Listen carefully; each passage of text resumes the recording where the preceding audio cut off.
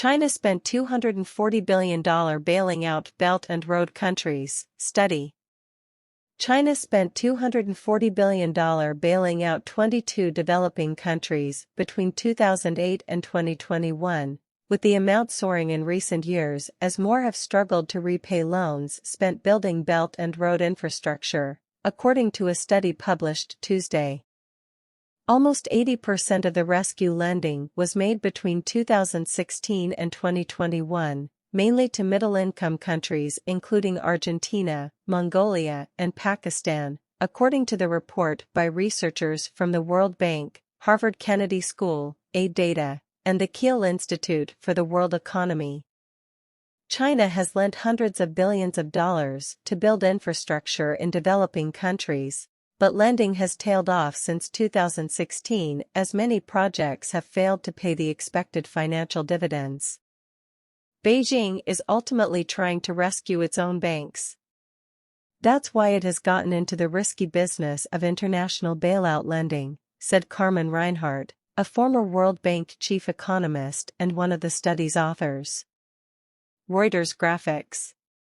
Chinese loans to countries in debt distress soared from less than 5% of its overseas lending portfolio in 2010 to 60% in 2022, the study found.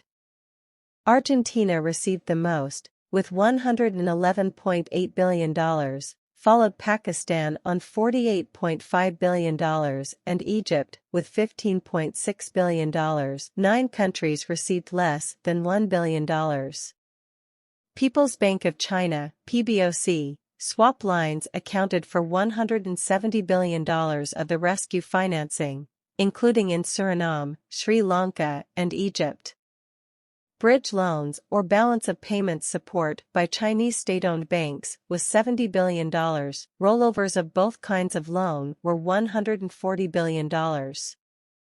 The study was critical of some central banks potentially using the PBOC swap lines to artificially pump up their foreign exchange reserve figures. China's rescue lending is opaque and uncoordinated, said Brad Parks, one of the report's authors, and director of AidData, a research lab at William and Mary College in the United States.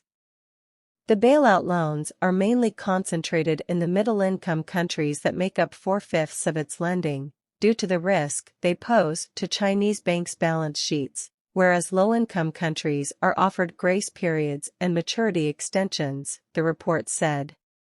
China is negotiating debt restructurings with countries including Zambia, Ghana, and Sri Lanka, and has been criticized for holding up the processes. In response, it has called on the World Bank and International Monetary Fund to also offer debt relief.